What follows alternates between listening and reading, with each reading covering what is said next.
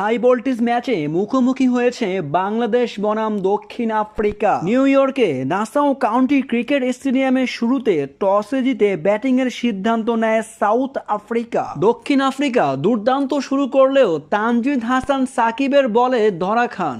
দক্ষিণ আফ্রিকার ওপেনিংকে লন্ডভন্ড করে দেন তানজিদ সাকিব। তানজিদ হাসান সাকিবের প্রথম ওভারেই ওপেনিং ব্যাটসম্যান হেনরিক্স এলবিডব্লিউর ফাঁদে পড়েন। সাকিবের বল বুঝতে না পারা রেজা হেনরিক্স প্রথম বলেই এলবিডব্লিউ আউট হয়ে গোল্ডেন ডাক মারে। এরপর বাংলাদেশকে হুঙ্কার দেওয়া কুইন্টন ডিকককে আউট করেন সাকিব। কুইন্টন ডিকককে প্যাভিলিয়নের পথ দেখান। নিজের দ্বিতীয় ওভার করতে এসেই তুলে নেন 4 ছক্কা হাঁকানো কুইন্টন ডিকককে।